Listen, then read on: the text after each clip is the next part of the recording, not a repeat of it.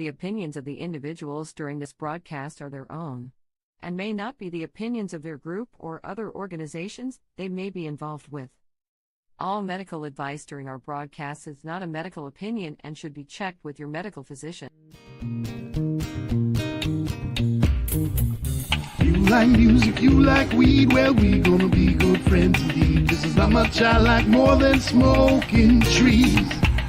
They'll make you dance the do-si-do and teach you how the chiba grows. Smoke a bowl on the 420 radio show. On Lifestyle Radio.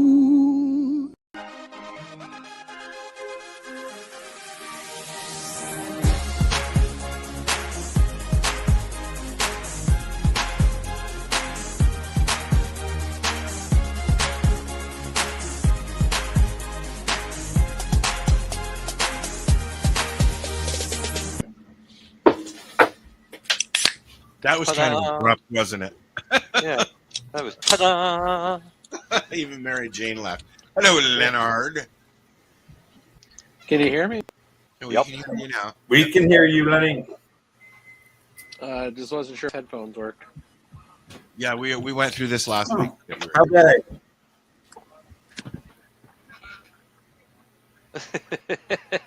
Nobody answer him. How was your day, Darcy? Oh, sorry, Darcy. I didn't catch My it. day was... No, I saw what you did, Lennie. It was all right. I had a headache all fucking day. From the solar eclipse. Oh, fuck off. Yeah, I think it burned my... No, I've been drained since the full moon. Oh, there's all kinds of shit going on now, though, about people having headaches, menstrual changes, all since the eclipse. The fucking eclipse happens every 18 months, right? Somewhere's on this planet we get an eclipse every 18 months. So how come it doesn't affect everybody every 18 months? So sometimes you just get a headache. Well, because maybe sometimes it goes over the ocean. Yeah, maybe. But I will say I want to go to the one in Egypt in 2027. It's going to be 6 minutes of totality. Over 6 minutes. Is it full? Do you have like a new mic, Mary Jane? You're so clear. Yeah, yes. I got one too. I know. I'm coming next week. That's so good because I hated the sound of my like muffly, like echo, like sound. It was just so far away. So I'm so happy to hear that you guys can hear me better. No, like you're like really clear. Yay. Okay, so I posted the link in the 420 group chat. I also had a hint, but you truly are clear. But yeah, it's only $40 for a $70 mic. yeah, they should have put $200 mic, and then you could have bought two. Sell for 70. I did buy 2 mics. Well, there. Oh well. We need one for Timmy when we do our new podcast. Oh right. Yes, because you couldn't share a mic. No, not like that. No, not like that. No. I mean, they would literally have to be like this. Yeah, we're close enough all the time. We don't need to do it for the podcast too. Oh yeah. Although I'm sure that there would bring some different kinds of people into the thing. Hello, Woody. How you doing? We got a guest today. We've got Darcy's buddy Woody, and he's here to discuss extracting. Hey, Sheriff, I'll tell you what. If there's an issue with me this evening in my ability to speak, it's because I'm smoking Woody's hash and eating my gummies. So I'll fucking blame it on that. Perfect. How's it going? Not bad. Good. Yeah. I want to know more about this So, hash. Where do I get it? What is it? It's called hash. It's really good. You take the crystals off the plant and combine them together in a mass, and then you can heat it up and smoke it in. Marcel is the smart ass of the group. Oh shit! You don't know what hash is. No, I'm talking about specifically this hash. Obviously, I know what hash is, but what makes... I'm like, if Woody's is getting you fucked up, it's got to be special is what I'm getting at. I'm like, so like, is it just like out on the East Coast? What is this? It's like just some special stuff Woody does? probably just some special Yeah, stuff Woody? Woody does. That's up to Woody if he wants to out himself or not. Oh, fuck off. I should have known. It's just literally just one name, first name, no last name, and a circle with just a letter. No company name, which means your product is probably really amazing and nobody knows about it yet. Because you're just like, yes, I do. I know about it. I'll admit it's pretty fucking good. I just do it as a hobby. I know about it. There you go, a hobby maker, but it's probably amazing shit too. Jay, I get the luxury of being the test pilot. So what? I got to move out east? Is that what you're saying? Hey, listen, if you lived out here, you would be so fucked up all the time because right away you'd be on my list. So there you go. Wait, what kind of list is this? my edibles taste testing list. Oh, I love it. Ring around the rosy. Stop Rosy. Hush. You're making me dizzy. Fun with some of my experiments. So MJ is on the committee for the Toronto Global Marijuana March on the 4th of May. Tell us what you know about what's going on so far, please, and thank you. Oh, Woody. okay. So we're gonna do the regular festivity where everybody gathers in the park. With the march happening around 2 p.m. We used to say they used to say it started at 2, but then people wouldn't show up until like 2:15. So it'll be around 2 that we do the march, and then why don't you tell them it's at 1:30? 12. I thought it started at 12 o'clock. so the whole event used to start at high noon. You would gather in the park, and then you would go and march at 2 p.m. Yeah. However, this year, I've been told that because of all of the delayed people, because I guess stoners, which I hate doing that, but I guess now we're going to bump it to starting at 11 and going until 5 p.m., which gives people enough time after 4:20 to hopefully, pick up their trash and filter out of the park and get to one of 2 of the after parties that are happening in the city. There is the Canna Kick It event, which is happening, which also includes a first time premiere of the documentary about Ross Rebliati, and he will actually be there as well. Ross is coming?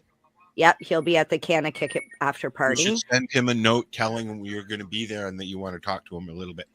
I may or may not be there because there is another event that is happening that evening, which is the Got Loud event. No, we have to clone you then. Let's clone. If you have that technology, please. Donations to clone MJ. Oh, that would be key. Sorry. It would be nice if you could put my brain in the younger version of Once me. enough. Yeah, you can't duplicate perfection twice. I'm sorry, that's just not going to happen. Anywho, yep. So that's happening May 4th, first Saturday in May every year. May the 4th be with you, and may you be with us at Queen's Park North to celebrate cannabis. It's the first weekend in May. It's the first Saturday in May. That's what I said, right? I apologize for my coughing today because I'm using my study glass. All right. So wait, why is Woody here? If he's not a company, what are we here to talk about with Woody today? What is his expertise? That's up to Darcy. Darcy, he's your guest. Come on now. Well, I brought him on. Oh, well, Darcy doesn't remember why he brought him. Brought him on to talk a little bit about different extraction methods that he's with and his new extraction sugar. That, well, you're breaking up bad, people Darcy. now. Canna sugar. Am I really? At least on my end, anyway. I hear Darcy. Okay. Okay, is it just me breaking up? We're breaking up. What? No, can you hear? Is that better now? Yes. You're in the there. You keep from green to red to yellow to green to yellow to green to yellow. Is that internet? Darcy, shut off your video. It'll help. So my camera. Yes, I'm going to shut my camera off. I did it. Well, that's cool. Different extraction processes, because yeah, I like a lot of the beverages, but they have way too much sugar. So how would you go about infusing that sort of thing? Like, what would you infuse it with? Like an isolate, distillate? What? Isolate. How sugary like is beverage? Well, an isolate? Both. Yeah. Holy delay for an isolate. Yeah. What's that? He's like he's having a conversation with himself.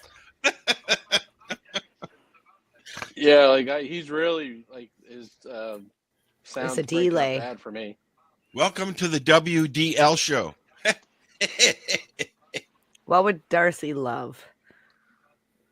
What would Darcy? Oh, that's two W's. What would? Well, Lennie does Woody. Lennie does Woody. Bend yourself. I'll have to change my name and just go the Walser. All right. Well, I'm gonna jump in here. Woody, can you hear me? Yeah. Hey, is Woody's internet working? Let Woody speak. Yeah. Let's see if Woody's internet is working. Woody, tell us about what you do and what you're experimenting with. I know Darcy has a squisher. I have a squisher. I think Dale has one as well, or he's getting one. So, I got my magical butter machine. That's what I hit do. us with what you do. All right. Well, I guess maybe some people have seen my Instagram page. I go as hash rookie or hash_rookie. Okay. And I've been sharing sort of my journey through extracting for the last, I think, 4 years I've been at it. Ever since it was made legal to be able to make hash in Canada, I started doing it again. And I've just been sort of playing around with everything, seeing what I can do with cannabis and what it can teach me and what I can learn. I started out doing a lot of water hash. I can't hear us either.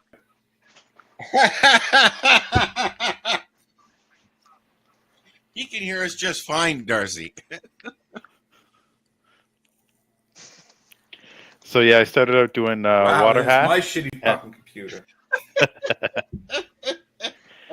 And then I got into. I can't hear nobody. That's a piece of shit. I got into doing some dry stick. Hash_rookie. Yep. All right, I just requested to follow you. Sure, it's a private page, so I'll have to add you whenever I see you there. But I'm just trying to keep Instagram from. Keep Instagram from banning me. I have enough followers now that I kind of care about the account. So wait, what is the account again? Hash_rookie. Oh, I don't have. I can't find that. Hash. He's hiding. No. It says there's hash rookie, and then there's rookie_hash, but there's no. It's the underscore. It's the _rookie. It's I got a picture of like a little golden temple ball. I gotta find underscore first. Give me a minute. God damn! I don't even have you. It won't let me find you. I can't find underscore. I'm like, that's so weird. I only get this many options. Lennie, could you send that to me? Yeah, I'm gonna try to make the announcement that everyone should switch to X anyway. Yes, I agree. Hash community has to get to X. We're on X, just at the 420 radio show. There's no hash tags. Elon doesn't block us. No, but you know what? Here's the funny thing, okay? Facebook is the one that's notorious for blocking people and shit like that. But yet their Facebook new thing, owns Instagram. Threads, their new thing, they don't do shit on there because they're competing with Twitter. Right? But Twitter has added a pay feature now. There's a lot of things you can't do. You can't edit your posts on Twitter now. unless you have just don't fuck it up the first time. Yeah, exactly. You know. Yeah. No, I'm trying to do everything on X now. So, anyways, back to Woody. Sorry, Woody. No problem.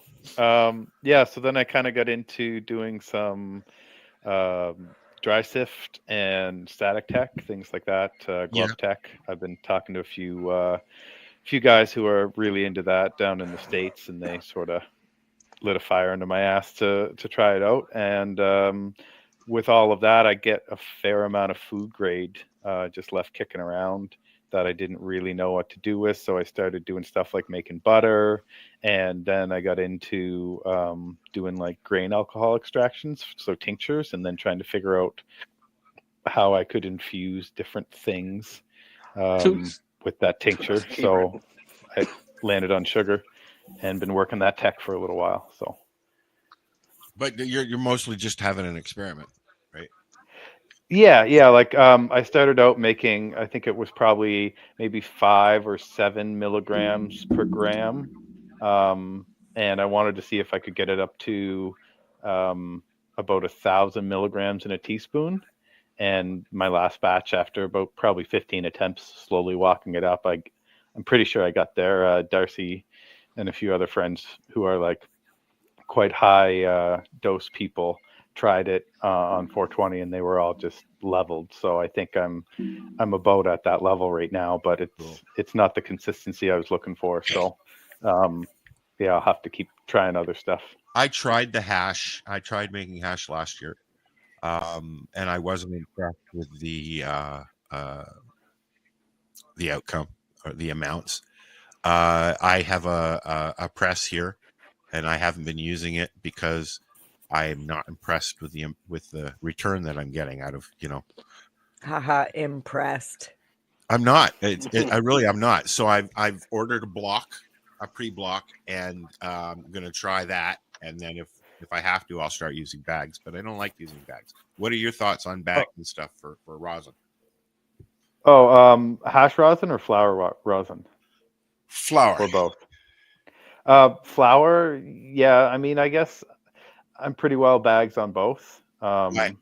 It helps you get like a lot cleaner. If it's for your own personal, then you don't mind a little bit of stuff or like a little chaz on a banger or something. Then they're not cheap. They're like $1 each or something. Yeah, so that's you the could thing. get away. Yeah, I mean, you throw a little block in between some paper, and you get the same thing. I don't mind little pieces. I take the pucks and I throw them in my magic butter machine after, anyway. Yeah, but I would say if you are going to do bags and flour, that I would get the conical one, like the tube, and do the bottle tech, because you'll get probably double the amount that you would normally get. Really? Just squishing. Yeah, the bottle tech or the chottle or whatever they want to call it, where you kind of tuck the bottoms of the bag in and make the bag a circle. You get way more because you're getting much more pressure in a smaller area, and you can up your yields by. I'll have to look sometimes double. I'll have to look at that. I mean, I've been getting. I haven't done more than 7 at a time, and I'm getting not even a gram. So. I mean, and not all flour is made equal, right? So it's just like you have to make sure that you have a flour that wants to be extracted, because the more I get into extractions, the more I find if you're just trying to do something to flour, it usually doesn't work out well. Okay. But you kind of have to like read the flour and see what it wants to be. Well, stuff wants to be pressed. When all this pressing stuff started coming out, and people actually going out and making their own little presses and them being available to people now, and they said they were saying that some people preferred outdoor for it and some people preferred indoor for it. What do you think?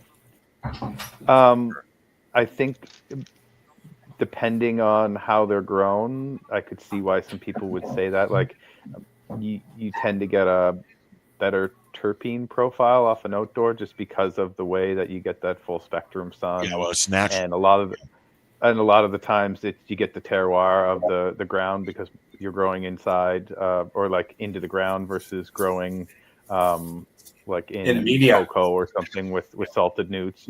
More people are a little more organic outside than they are on an indoor grow usually. So there's Better lots of flavor, different factors. better taste, better effect. Yeah, but it really comes down to the strain, right? Because you're looking at the heads, and it's got to be the right head with the right content, because otherwise it's like blood from a stone. If you don't have it in the flower, you'll never get it out. And there's some flowers that if the oil ain't there, you know.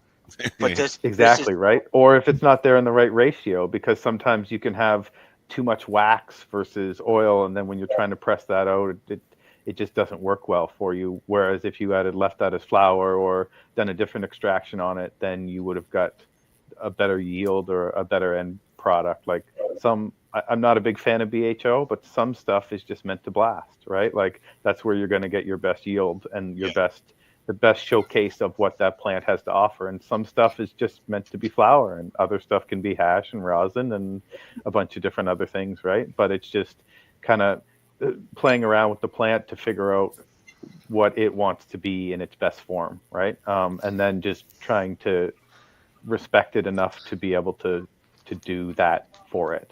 And it is all there a can be turned structure into of oil. the flower when you're looking? Like if you're looking at flowers, is there a certain structure? Like dense or airy? Obviously the heads are the bigger the head probably. Well, yeah, it all depends on what you want to do. If you're washing something, you don't want a dense bud, because then it won't ever open up, and you'll never get the trikes from inside the bud to be exposed to the water to be broken off. But a dense bud can lend itself better to a dry sift, because you're pulverizing the material and kind of opening it up yourself. Yeah, so it's just knowing all the processes and being able to look at what you have and decide or listen to it and figure out what it's telling you it kind of wants to be. That's why TOG, Lenny, always used to dump but the hidden pastry didn't. Oh yeah, no, that's sort of why I asked the question. It was I was going to say, I know Lenny probably knows the answer, but no, but like I say, I'm not. I don't really extract. I obviously have picked up a few things over the years. Do you grow yourself? Do you grow at home? I have in the last couple of years. No, not anymore. You used to have a bigger grow. Darcy's got my tent right now. Somebody's got his tents.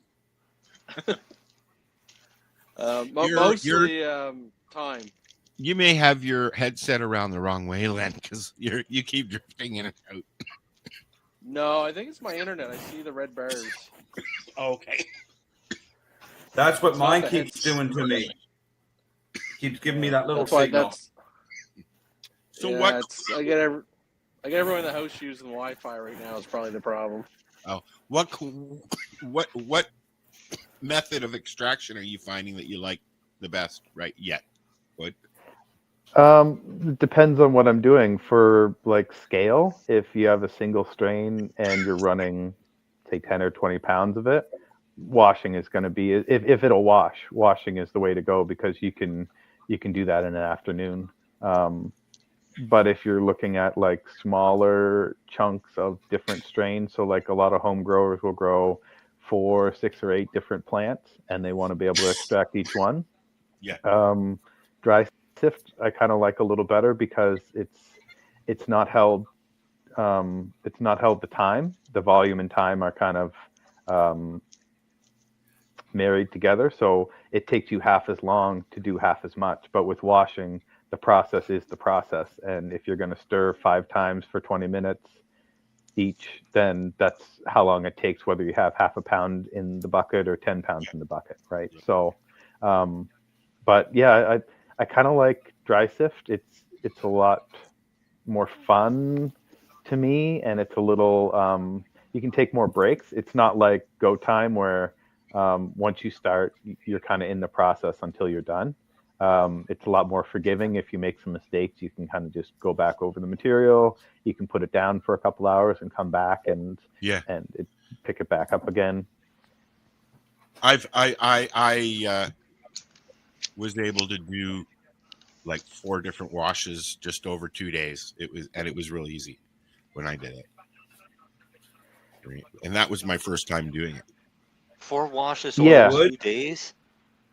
Over 2 days, yeah. Yeah, I can do probably a wash in maybe 2 hours, maybe an hour and 45 minutes, start to finish. No, what happened was it started raining, so I just put everything back in the bucket and then came out the next day and finished it. That's what happened. So it was over 2 days. Wow. Wow yourself, Sal. Hey, Wood. Yeah. I'm trimming up I'm trimming up my Cushman's rabbit hay. And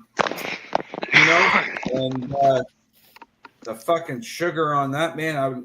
I think it's gonna dry sift like crazy, dude.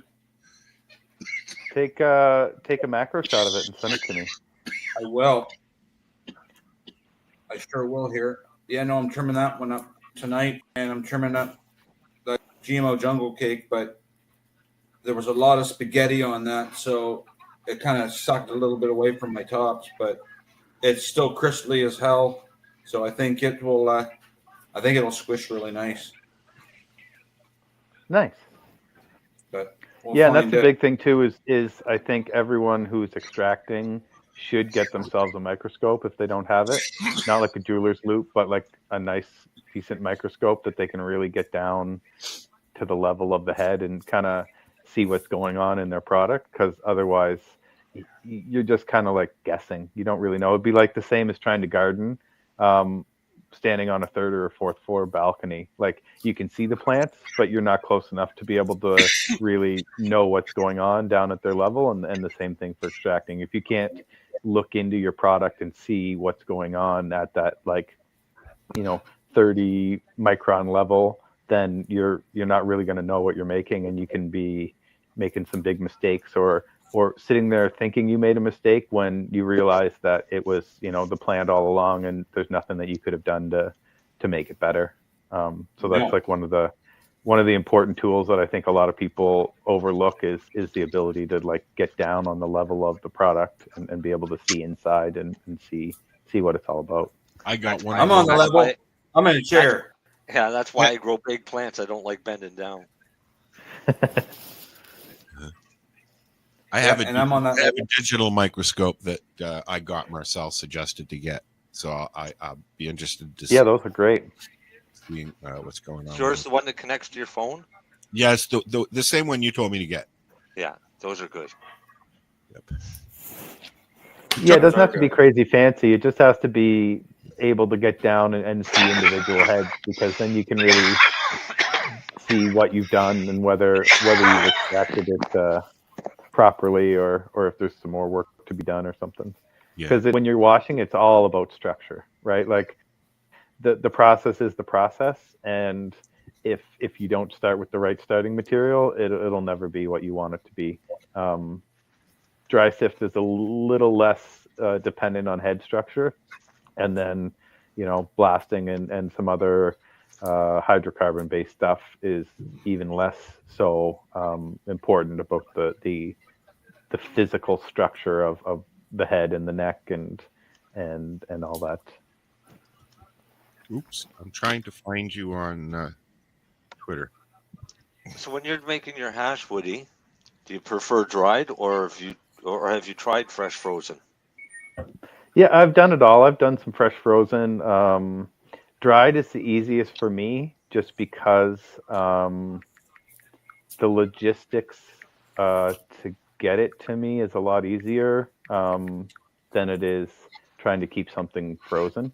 So and the wash process is a little more forgiving on dried material. Whoever's using their phone, can you please mute it? Thank you. Go on, Woody. Yeah, it's easier to wash. Like you can get away with having such a cold room. you can get away with wet sieving a little bit easier. Sometimes you're not stuck microplaning with the dry stuff versus a fresh frozen wash.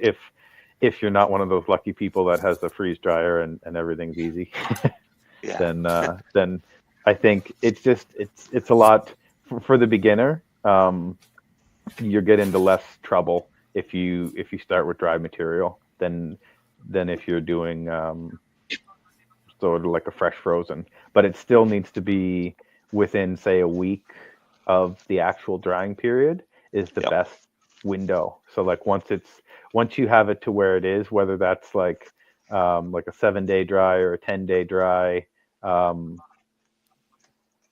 start counting down by a week. And if you can't get that washed, then the quality starts to go down, especially if you're looking to squish that into a rosin.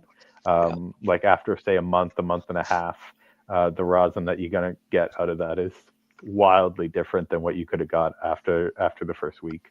Like you can be very close to like a live washed rosin in that first week. But once you get out past a month and a half, then you're quite quickly going downhill on the quality, the color, the taste, terpene content, lots of stuff. Yeah. Only ask because for the last several years, I do the hash demo, making demo at Harvest Fest every year. And I've only once been asked, and I won't bother doing a demo because it would be next to impossible for me to do it in June. Yes. Right. I mean, you can get a great quality from it. Yeah, we did one year. We did the demo, and it was 105 degrees Fahrenheit when we did the demo. It was like the worst return I've ever seen. The ice was melting before we could even get it in the bucket. Like we were putting in bags of melted water or melted ice. Sounds like washing in the 90s in hot barns. Yeah. Well, this basically what this was. It was a miserable day for it, but it's always fun. Yeah, I mean that's one of the reasons why I picked up extracting, especially the washing side of it. Was I don't actually live on the East Coast. I used to. I moved away a while ago. I won't tell you exactly where I live, but minus 50 wasn't out of the question, and negative temperatures for 8-9 months of the year were also not out of the question. So it was really easy Al's for me kind to of just in that situation now because just open up a window and then you have a cold room, right? You don't need any of that fancy equipment. All your water you could just put outside for an hour and then it's all chilled, right? So that's one of the things was I was using my environment to my advantage when I was washing a lot because I was in the environment. I do the same thing here though, but I do the same thing here in Nova Scotia. I make all of my hash usually in November outside because it's cold enough that my temperatures stay nice and low. I've just finished my harvest, so now I'll make enough hash to last the year. Every once in a while, I might just, if I've got a bunch of excess laying around, I might just run off a batch. But usually right after harvest, when it's cold, is when I make all the hash. Yeah, and that's the great thing about extraction is that most people do grow outside, and then the season's done in October, and then they have a few months where they can't grow, and it's something that they can do while they're kind of bored in the winter, right? They have the right environment to make that possible, so they can do some next level stuff to some of the flower they're not going to smoke because flower goes bad a lot faster than some of these extracts, and actually aging some of the extracts increases their quality, right? So if you were looking at a 3-year flower cure, I was just going to ask you about that. Yeah, so flower tends to have a shelf life that's a lot shorter than a hash, and if you can do the process properly and then seal it properly, you could keep that harvest for up to a decade, and it's only going to get better, different and more unique as time goes on. More cured. If anyone is interested, the Trichome Research Initiative, which was put on by Frenchy Cannoli, on his website, if you look there, they actually have done an aging study of different hashes at different temperatures over the course of, I think, a year or two, and they actually go and show you what compounds are being created and converted, like how much you're getting conversions into CBN and different things as time goes on. They're looking to actually expand that. They just don't have the funding because it's kind of expensive to run. So they haven't gone out more than, I think, 18 months. But it's definitely pretty cool, and you can check out some of the science behind, as French used to say, through that initiative. So I've got some videos. I'm on your Instagram. I'm playing a video just above us. You want to explain what's going on there? Oh, that's probably well, not probably. That's definitely my 20. I wash in 20-gallon fruit bins, so that would be, judging by the color, maybe wedding cake, possibly. But we're just stirring right now, so we have probably, I'd say, maybe 2,000 grams or so in that tub, and then we'll just keep the water at near zero, or so like I'll try like 0.1 degrees is what I like to keep PTSD, my water Darcy? at. And yeah, so that's just not for fucking Darcy. He's never stirred that once in his fucking life. Oh, so it's you, Marcel, PTSD. Because Darcy could not get up that fucking set of stairs. That tank I couldn't stir, but the tank that was on the floor, I fucking well stirred. I thought you did some stirring. I sure never did. had pot on the floor. Oh, that must have been after I left, because I never had pot in the tank on the floor. Yep, we had a potted tank on the floor. Sorry about that, Woody. Continue. This is a picture of Woody's pizza box grow. Yeah. So yeah, the once you're done sort of stirring, you have to be able to dry. Oh, those are bad pictures. You have to be able to dry the material.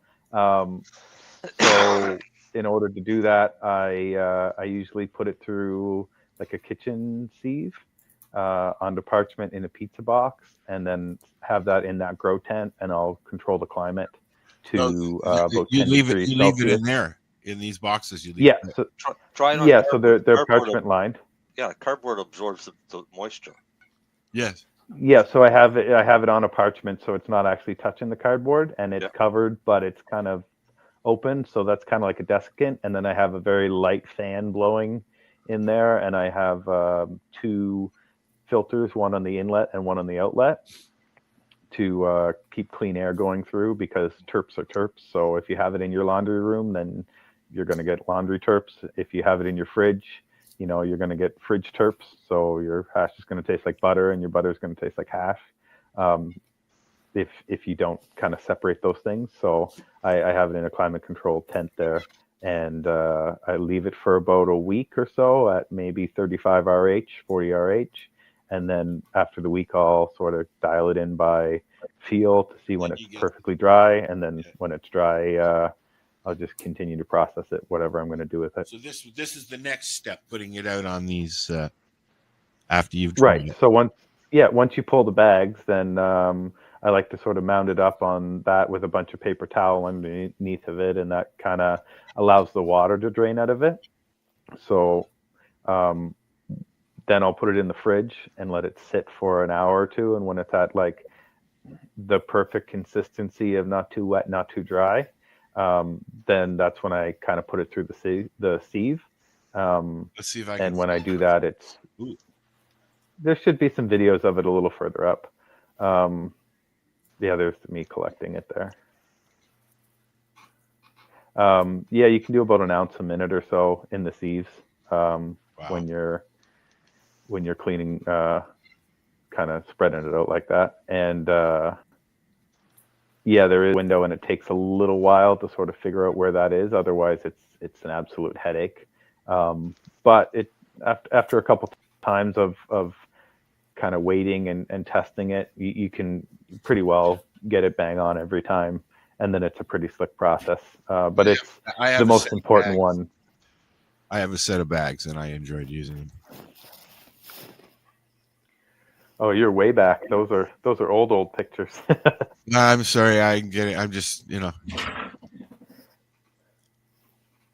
No, it's all part of the journey. I just have it on there to sort of help me remember, because it's been a few years, and I just wanted to share my journey with people so that if they had any questions, and I talk to people a lot.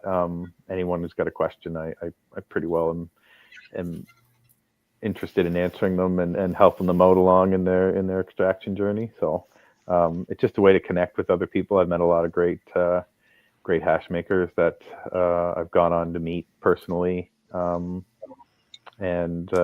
just share ideas, share tech. Get out of some sticky situations when you think you screwed up, and you can call somebody else and they're like, oh no, just do this and you'll be fine, and saves your ass that day, and then you pay them back another time. So yeah, that's the one good thing about Instagram, is that it's like worldwide. It's really easy to kind of post pictures and chat and find people and the lives and stuff that go on there. So it was the way I found the extraction community when I first started. It's a lot of work. Yeah. It's a lot of pack now. This stuff. What's that? Yeah, that's the thing is that people who do it for free are a little unhinged, right? But they're doing it for the right reasons, because it's not easy, and it's not quick, right? And it's a lot of time invested you're also using another byproduct, right? So it's using the whole plant. A lot of people, this shit gets thrown out, right? You can do a lot. Yeah, absolutely. And all kinds of stuff. I mean, heads are heads, right? Regardless of what they're stuck to, they're still the same. Like I personally look at a lot of flour as like biomass. Like I don't like the fact that there's maybe 60, 70, 80% of what you're combusting is not what you really want to be combusting, and just dry biomass material. So if you can. That's the reason I spent, almost $1,000 on this press setup, right? Because I'm getting tired of. You can feel it in your chest after a while if all you're using is stuff that's been made with who knows what,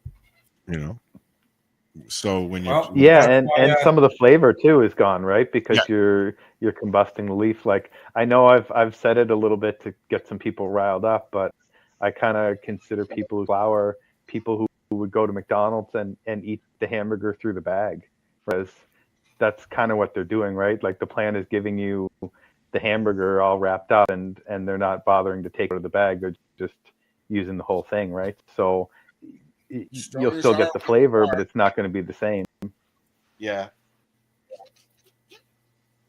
Well, a concentrate, that's what concentrate means, It means, a little bit more intensity. I've had concentrates that, you put them in your mouth and it's just, your mouth just goes numb. And then I've had concentrates that you take a little bit and you put it in your mouth, and your mouth just starts burning because the solvents aren't completely removed, right? Al? Yo. I got some concentrate that's mixed with some sugar here that you could take a little dab and you would feel no pain. I've had cannabis sugar before. And yeah. Yeah, no, that sugar is really good. I had brown. I sent Darcy a little 4-gram ball of sugar that was about 1,000 milligrams. So, wow. Put that in your coffee and smoke it. Marcel's gonna try some on Tuesday. Oh, am I? So Cool. wait, I have a question then. How would you dose out 5 milligrams? God, you're clear today, Mary Jane. Thank you. How would I dose out 5 milligrams of that? I would make a much weaker batch.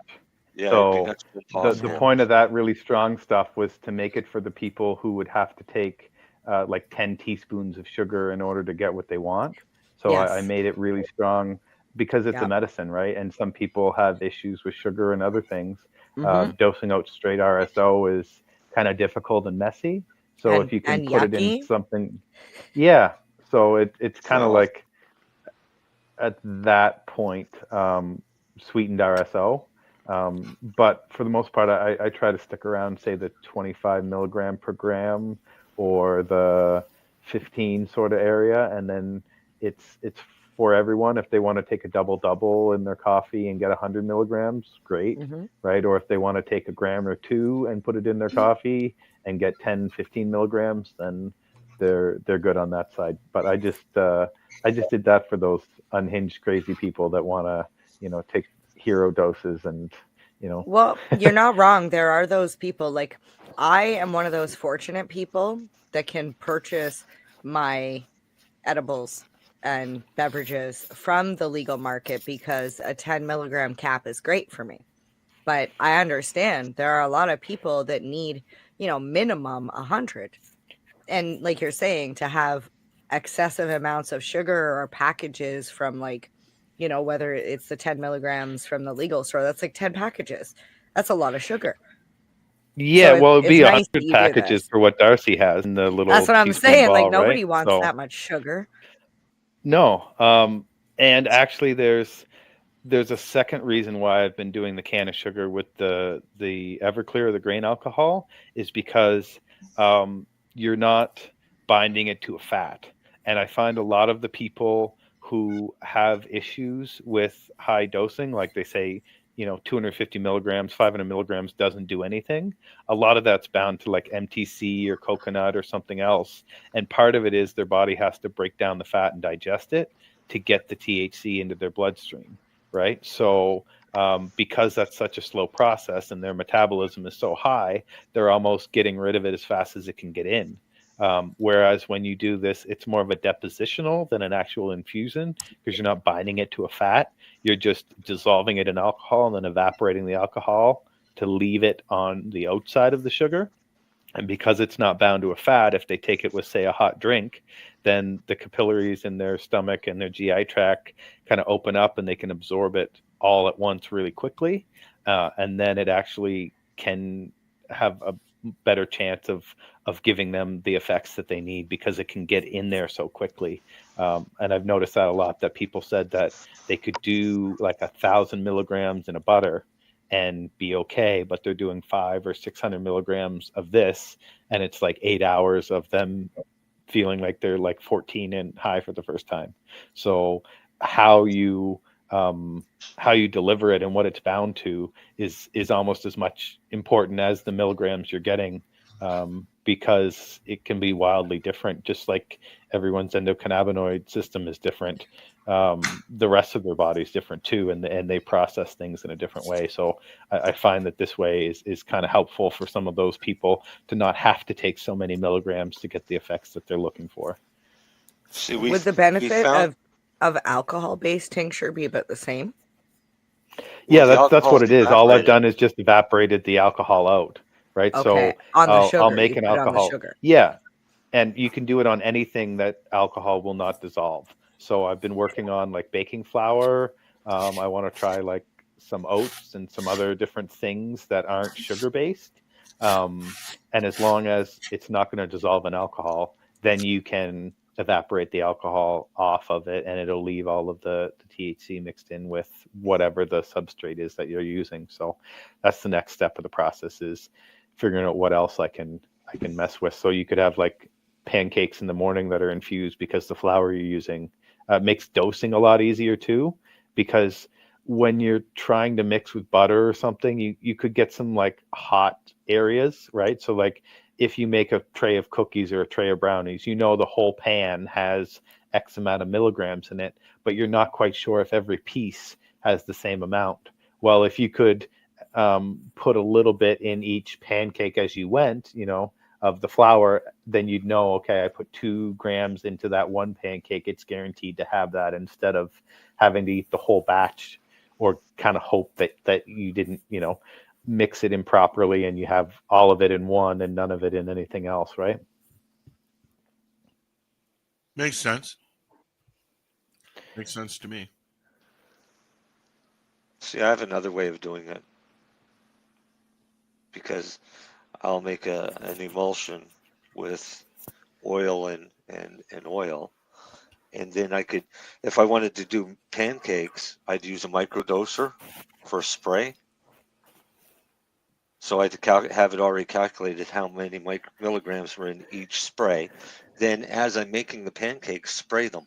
That way there's less chance of the heat vaporizing too much of the THC off of it.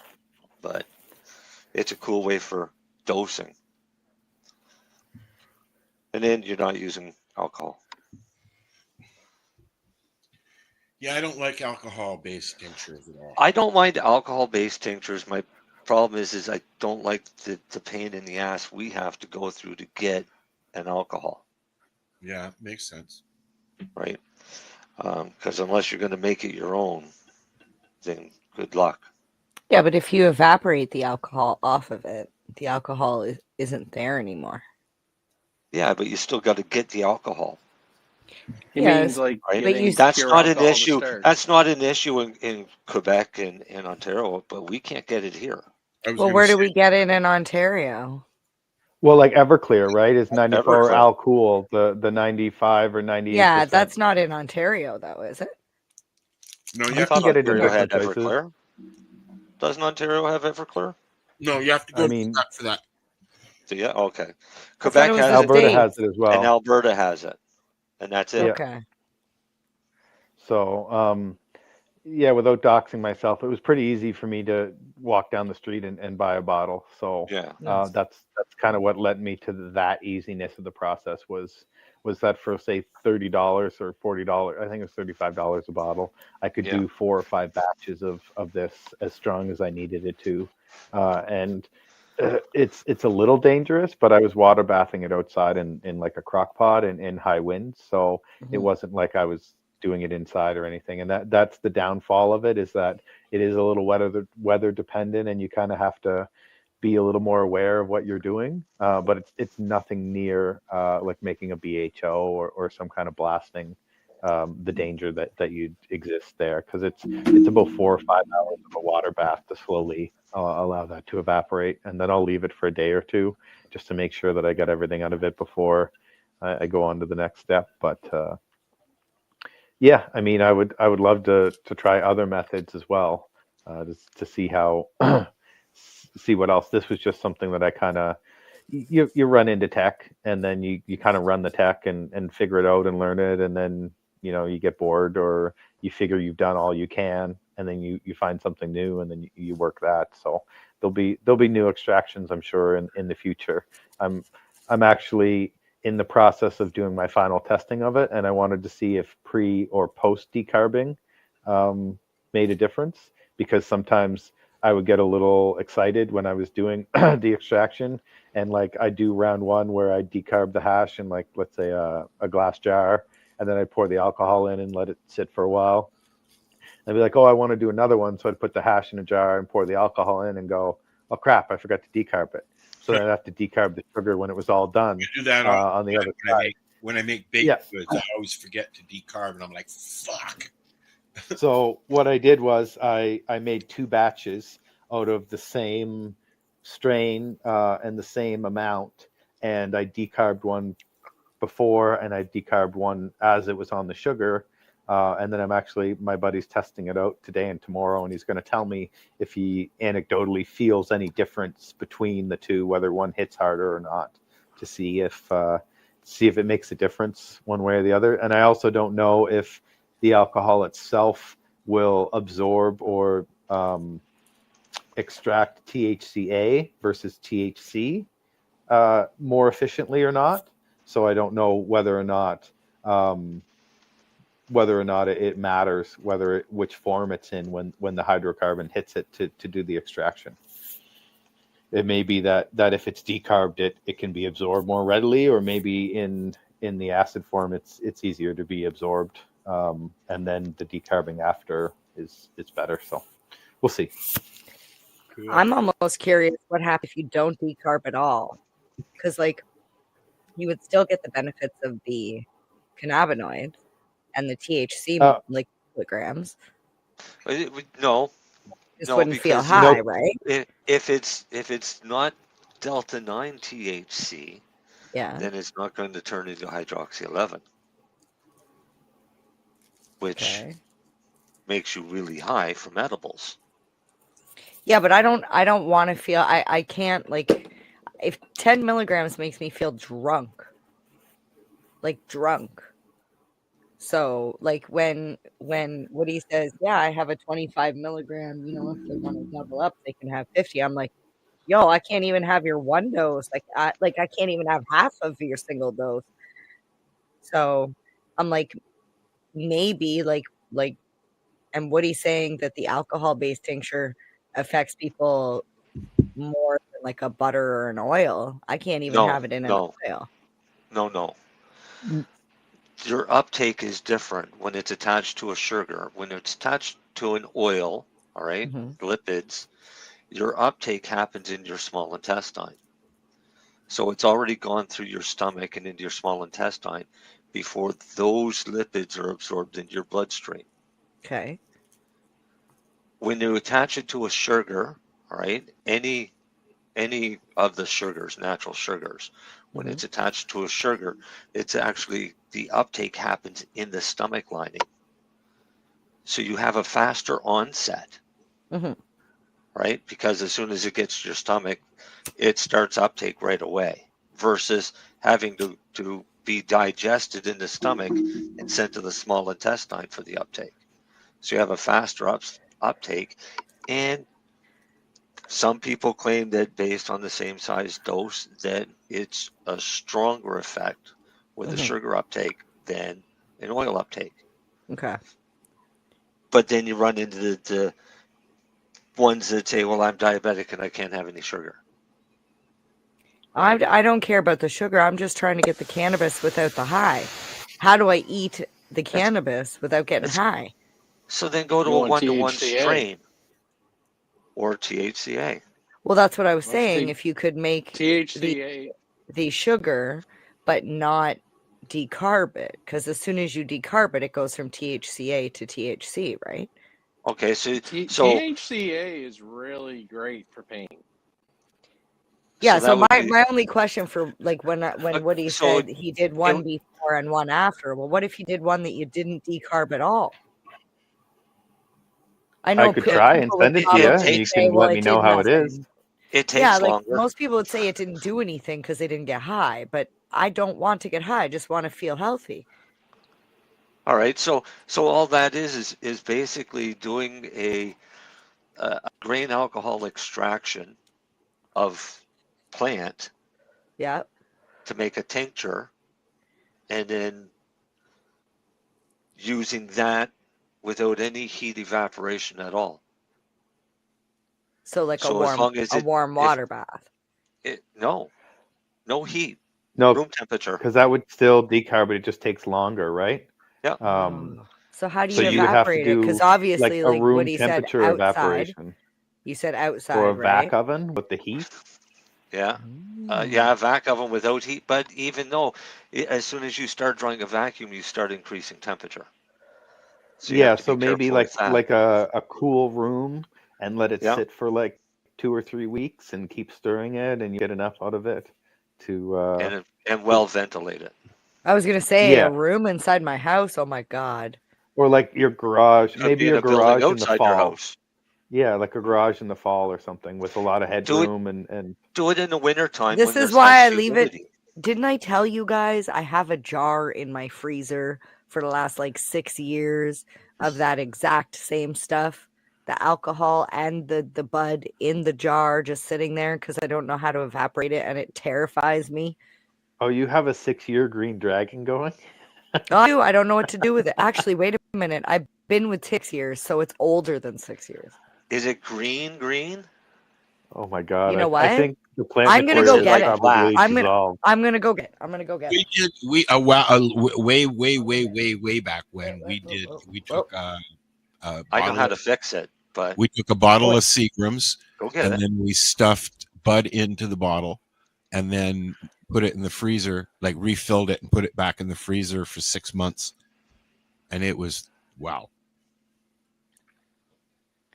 See, I was looking at charts, and there was a line after a month or two where the THC content was dropping in the Green Dragon tincture. So the person and the CBN content was going up. Going up, probably. Yeah, makes sense. Because as THC breaks down, it converts to CBN. Which, I mean, Darcy likes high CBN strains because they help him sleep. Yeah, I don't mind them. I don't mind them at night, but during the day, if you've only got like one thing during the day, it's hard to, because you're always like. Well, then you're in like fucking coach lock mode. Yeah, I don't like that because I get nothing done at all. So listen, I have an ISO extraction that it's been soaking for. Well, it's filtered, but it's just been stable in the ISO. It's definitely no good. Why? Because I don't ever remember putting anything orange inside. That's your rubber seal, MJ. That's your rubber seal. Yeah, off the top. Yeah. Yeah. So here's what you do. I can't drink through it. You can't. That's fine. It's cold.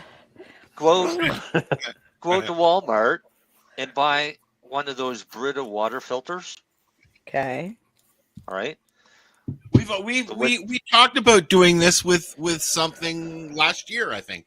Same thing. With the charcoal filter, rinse the charcoal filter with a little bit of alcohol first, just to rinse off the dust, and then pour that through the filter into the container. And the charcoal filter is going to clear out all of that chlorophyll and bits of top and everything else. Okay. Now, won't it have a rubber taste to it, Marcel? You're going to be left with that clear tincture. I would then evaporate that shit off. That's where I'm afraid. I don't want to open the jar. I'm literally terrified. You can take it. It's bad enough I got a smoke right here. That shit's explosive. Yeah. No, it's not.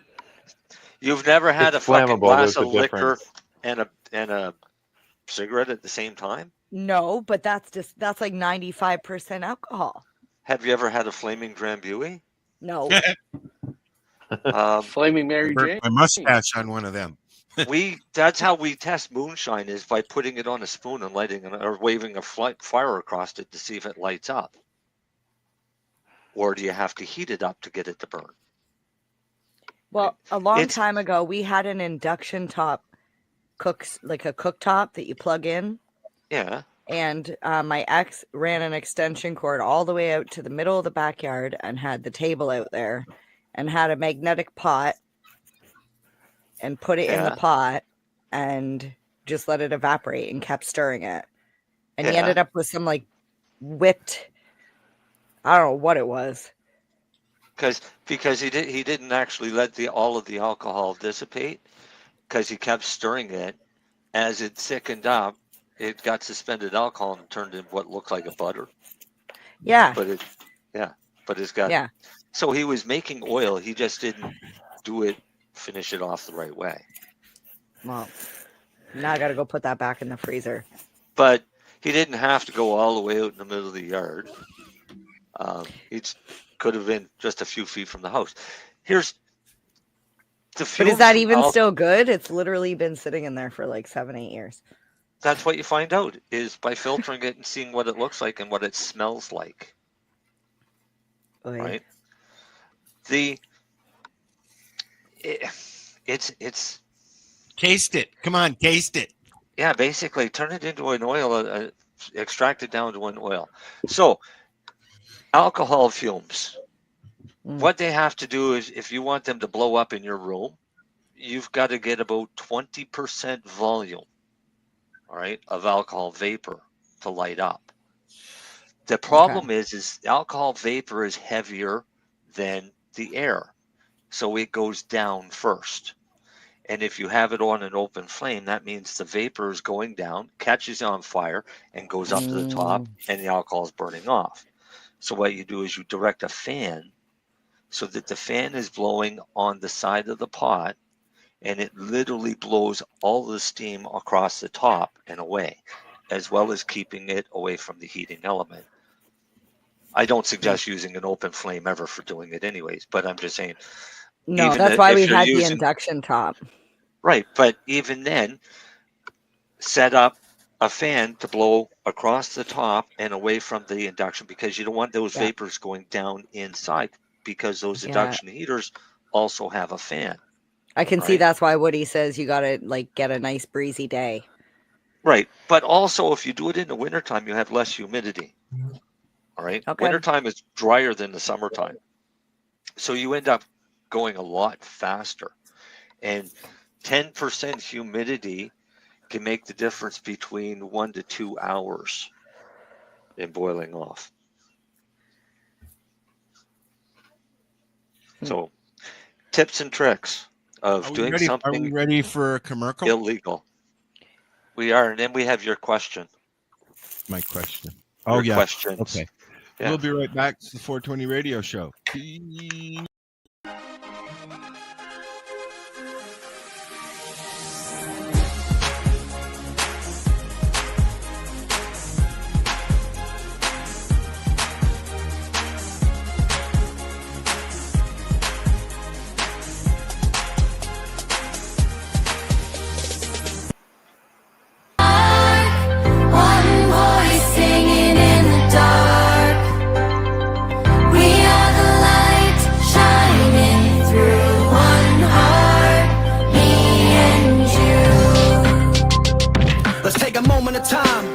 See each other for who we really are.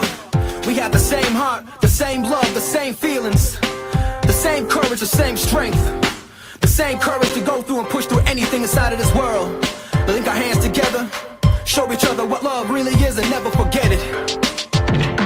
Let's bring us back to a world we be happy to see, a place we call home without war in the streets, a soul born free, even in moments of defeat. All we need is a moment of peace, a moment to breathe. True love and compassion, turn the lights on again, where color don't matter inside of the audience. Everyone rejoice in the room, we're applauding, and emotions run deep if we all have a song to sing. We are the kids, we are the world, the next leaders. We are the mothers and fathers, we are the brothers and sisters. In this thing we call life, we're surrounded by sinners. We disappeared right now, will anyone miss us? We need to question politicians when these times get heated. Labor spreading across the land where the people been seated. In these dark days, all we need is a reason to believe in ourselves and one another, cause these days can change like the seasons. We are the love, we are the spark, one voice singing in the dark.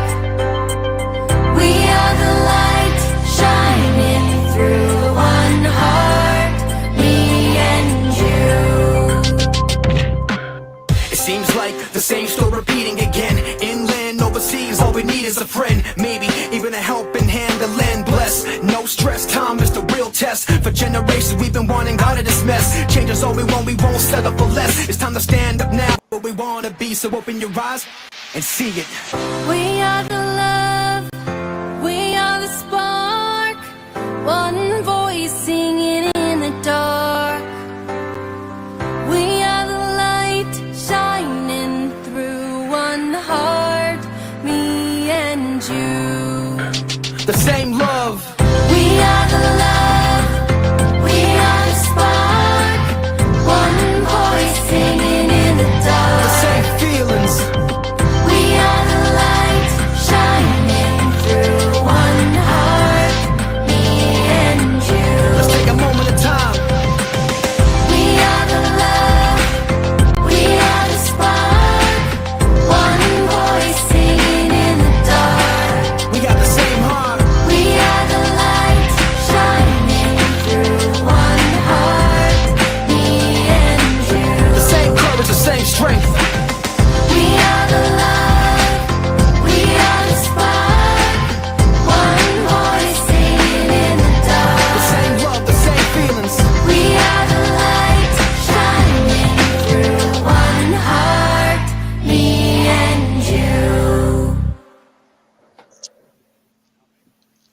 was Devin Paul, who is also a member of Kush out in Nova Scotia. And it was actually really fucking good, and I'm not a rap fan. Exactly. And that is a song in support of the Ukraine. Yeah.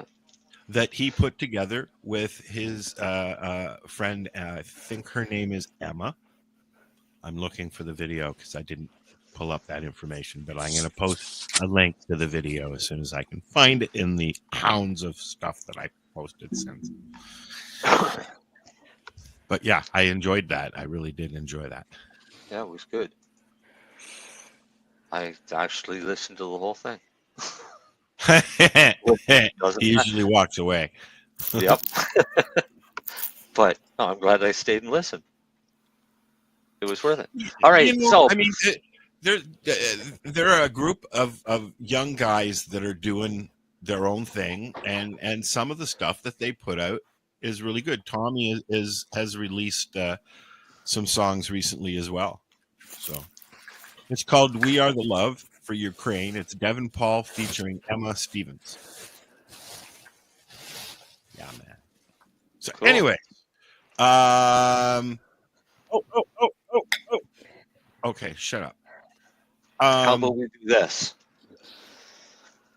Before the show, Al and I were talking about what I'm doing. And what I'm doing... Hold on one sec. This is how it grew to me.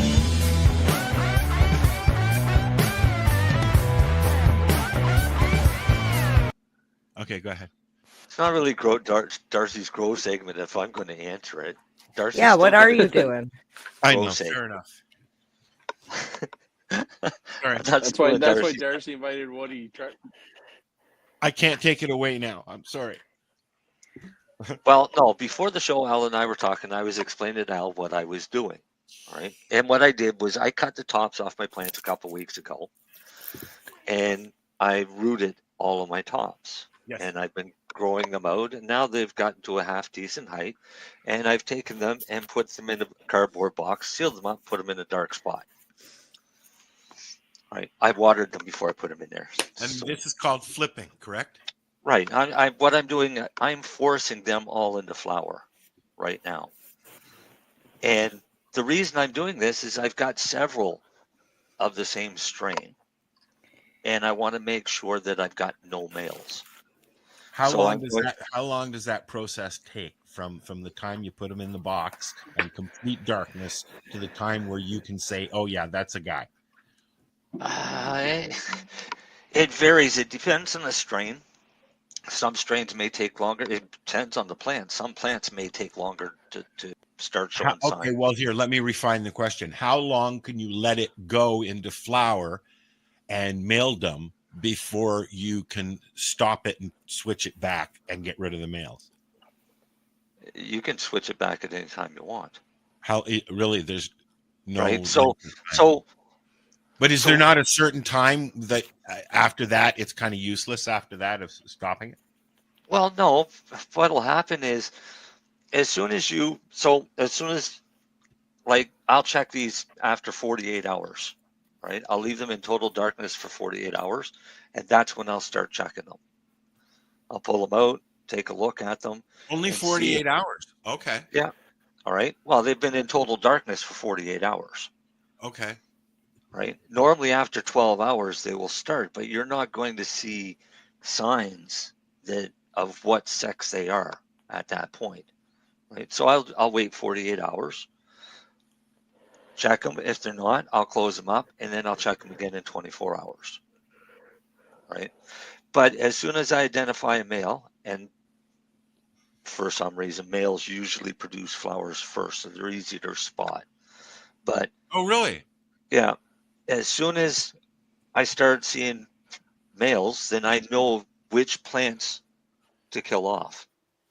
So what are you looking? Can you pull up a picture that you can show us so people know what to look for? Just hang on a second.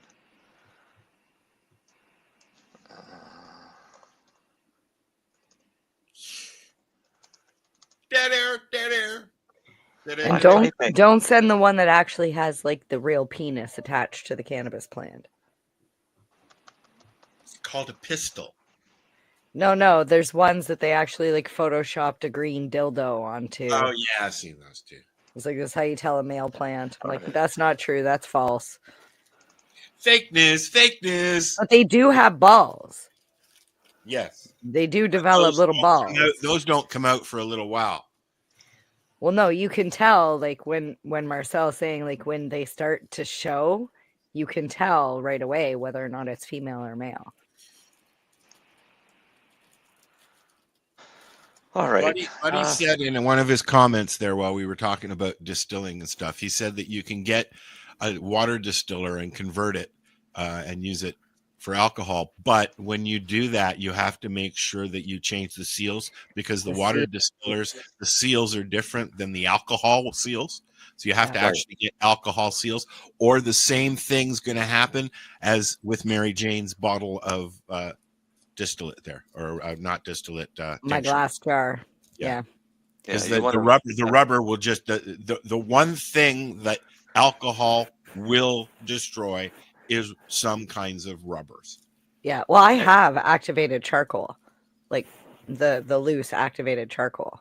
So I could create my own filter with like cheesecloth and. So did you find anything, Marcel? I'm looking. I like, you can tell the girls, because the girls get these like little like hairs that come. Where men get like the little sack. That's the little that's the picture she was talking about, not to show. Well, you could show it, but this is not what a male plant looks like. All right, I'll show it anyways. Yeah, just for the fun of it. Because maybe I just want to see it. You want to look for. Oh wait, it says Al started screen share. There we go. Yeah, I had just. It's even got a vein in it too. Look at that. That's crazy. Tell me if you can see this one. Okay. After Al turns his on. This is the proper one. There's here. mine. Yeah. Al, can you make that big and make us go away? That's what I'm working on. Oh, you're the best. Hold on a second here. I don't see it at all. Oh. I see it. You see it? Yeah, I can see it. Is it full screen? No. No, it's right at the top with everybody under it. No, not that one either. Can you not make it full screen, Marcel? No, I have no options to do anything here, Al. Well, fuck. Is that the best we got? Here, okay. Let me just give me a second here. I'm gonna pull it up on mine here.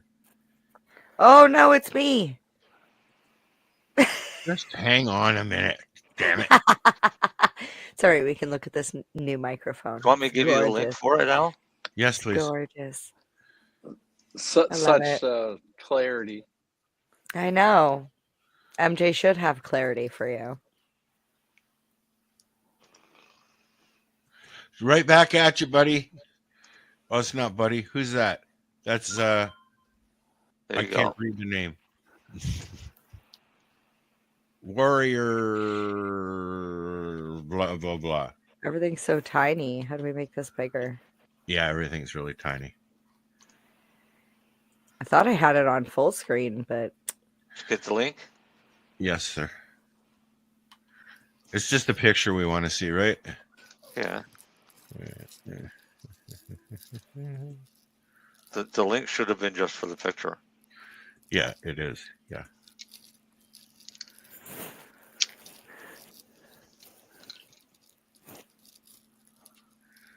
Do you guys have a global marijuana march out in the East Coast? Marcel, wake up. What? It's not. Or Lennie or Darcy. Yeah. Okay, here we go.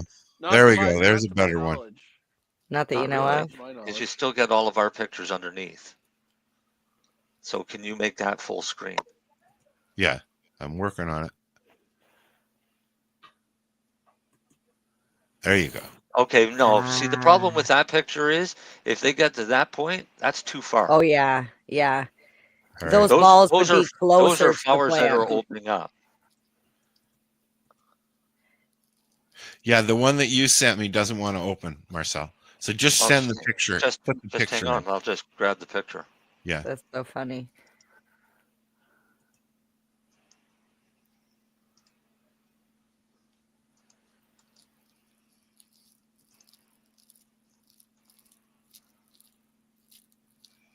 Now just click. It says couldn't send. Fuck off. You guys can't see that? No. All right, hang on. I know what to do. Save image as.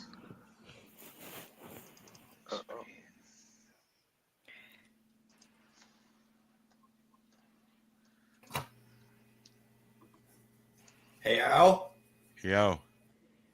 While he's doing that, I was going to talk tonight about just a little bit about. Oh no, I didn't get to finish. Can I finish first, there, Darcy? Go right ahead. All right. Because Al had another question with that, and the question was. Oh my God! I just tried to click on that. Tried to click on what? It looked like you sent it to me, and I tried to click on it. I sent to everybody. But anyways, the other part of the question was, after I flip them, and I figure out which ones are the males, then I'll put them back under veg and let them re-veg. Okay, so one has hair and one doesn't. Right. One's got balls. The other one's got feelers. Those feelers are to collect the pollen that those balls are going to spit out. Usually what are them feelers called, Marcel? Oh, fuck off, Darcy. Labia. What are they called, Marcel? I don't know. I'm high. They're pencils. Aren't they pistols? Pistols. Oh, those pistols. Yeah. So they'll go back into re-veg. When they go back to re-veg, it's going to take a few days, which means they're still going to produce flowers. And sometimes you'll get, a small buds the size of your thumbnail, or your. Is that also thumbnail, why you get pinky. seeds every now and then? No, you get seeds from males. All right. Or from stress. But when you let this go back to re-veg, the plant gets all fucked up. It goes just ape shit. All right. And it'll start growing out all of the leaves as only single frond leaves. And eventually they'll break into 3 frond leaves. And then you'll get your 5 and then 7, 11, whatever it is. And you literally go into the bottom of the plant and take off all of those old buds and throw them away because they're useless. Okay. And then you said, can you cut clones off that? Yes. You can still cut. Can. Okay. Yeah. Well, that's how you know that it's a mother female plant, right? So from I'm at the first tier. I can see the second tier starting. How long do I let this go before I flip them? 30 days. Yeah. Okay. 30 days. You want at least, 5-6 sets of leaves before you flip them. Can you let them start on their own and then set them back? But what are you flipping them for? To find out if they're males. It's out of fear that they're going to be boys. Are they? They're not autoflowers, are they? No. I'm not talking. I've got one autoflower going, but no, I'm talking about regular seeds because I have an abundance of regular seeds and I need to learn how to. Okay, so what you do is you grow them up. Yeah. Let them grow up until they're not quite a foot high, but at least 6 sets of leaves. Cut the top off and root it. Okay. Right? So you're basically taking the very first clone off of the plant. You root that. Once that produces roots, you grow that up to 4 sets of leaves. And then when you get to 4 sets of leaves, you throw that into the dark. And that will tell you whether you've got a male plant or a female. So it just has. So I could just take everything downstairs and put them in the dark room. Mm-hmm. Instead of putting them in a box, is what I'm getting at. Sure. Yeah. Okay. Yeah. I don't have a dark room. So Well, once I close that door, there ain't no light getting in there. So yeah. Put a fan in with them. Oh yeah, I have a fan in there already, and I'm gonna before I put any plants in there, I'll be putting in the fan and all that. Yeah. And make sure it's clean. Of course, yes. It hasn't been used yet, so it's clean, but it'll be wiped down before I start anything. And if you want to have, But if you want to make it really fun and get really fancy, then when you put them in the box, you put them in there with a CO2 generator. So that you have something in there producing CO2 into the plants. Yeah, but then you got to pay the carbon tax. You get paid the carbon tax. So how do you make a CO2 generator? An empty water bottle, some sugar, salt, or sugar. Let's find a video. Let's find a video and show. It's fucking yeast. Yeast and sugar in water. Oh, is that it? That's it. You throw some sugar in some warm water and throw a package of yeast in it. Put it in the box. Don't put a cap on the bottle. Yeah. Put it in the box with the plants when you close it up. Mix it up? No, just let it sit there. It knows what to do. All right. It's alive. It does. I love your description. It just sits there and comes to life and farts and farts and farts, and as it farts, it produces CO2. It's the simplest CO2 generator you could ever come up with, and if you don't tell anybody, there's no carbon tax. Actually, the amount of CO2 it produces, the plants will use it all.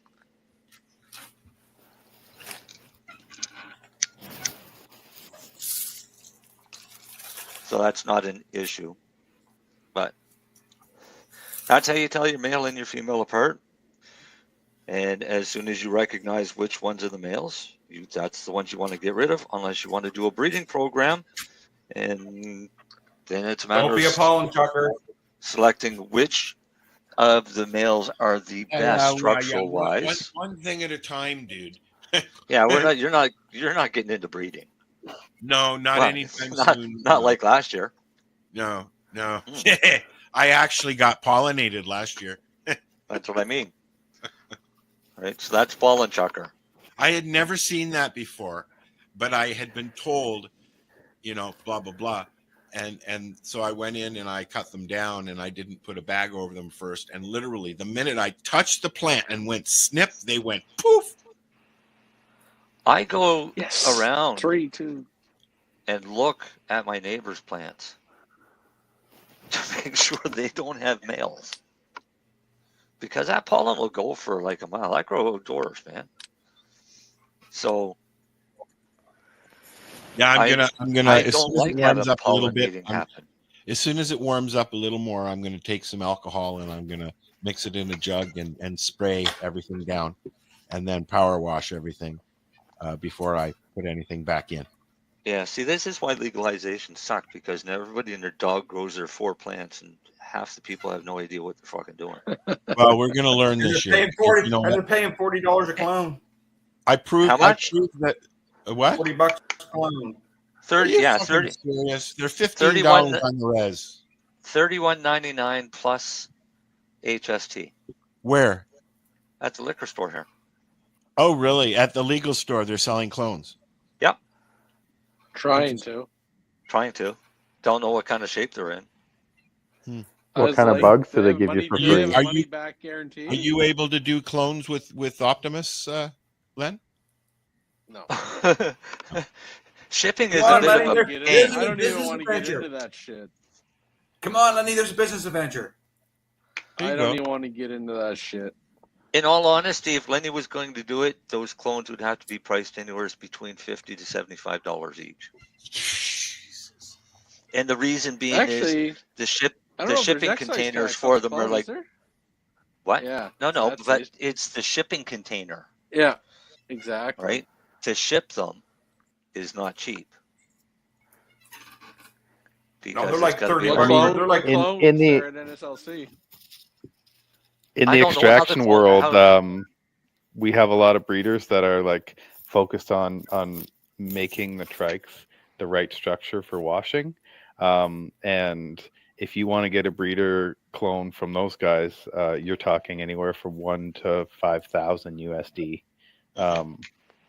to get what you're looking for on that side of things. It makes perfect that's when sense. you're going after specific genetics. I know a guy here in Nova Scotia that paid $1,500 for one cutting. It wasn't even You're rooted. It was just $1,500 for one cutting of the plant. And he kept that strain going for 12, 13 years. But they also used it into a breeding program with a whole bunch of other ones.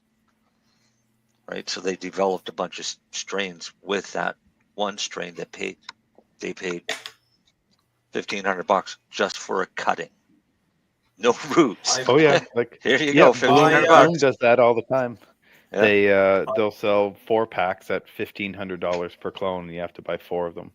Yeah. But when you're talking about getting like 6 or 8% on a fresh frozen, not guaranteed, but the potential versus like 1 to 2%.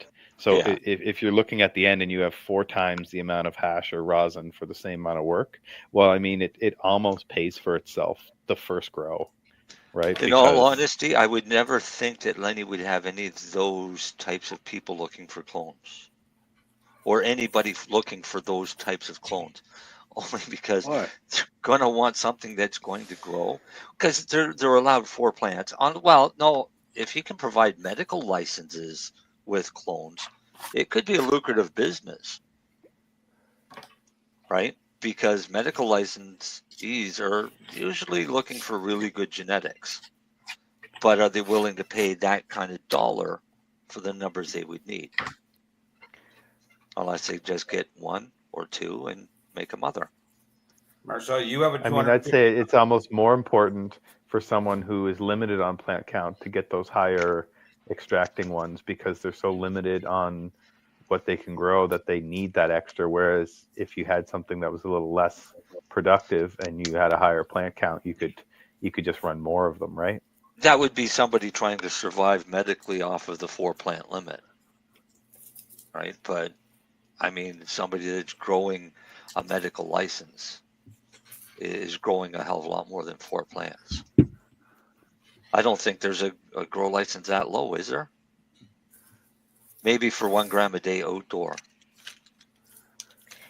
1 gram a day outdoor is 5 plants. Yeah, or no, sorry, 2 plants. 2 plants. For every gram indoor, it's 5 plants. Buddy says that the American market sells breeder cut clones for $5,000 to $10,000. Wow. Hey. Yeah, some of them like B-Leaf or something, they can charge a lot, but fucking prices are going up, I'll tell you that. Health, I was talking to Health Canada today, They called about what? Yeah. No, they called me tonight to ask me questions about my grow license. Why? Oh, that's interesting. What questions did they ask? Because I got my license went from 10 grams a day to, let's just say, 4 times that amount. And so that's why they called. And my plant count went up, and they asked me a bunch of questions, asked me where the grow was, what I was doing, if I have any overages, what I was doing with them. And I said I don't plan to have any overages because I turn everything into oil. When you understand how that process is made, this is why you need an amount of cannabis. And that shut her right up. She was asked that question, and she told me that I should expect my license within 1 to 2 weeks in the mail. Awesome. Well, yeah, it was just ironic they called me though.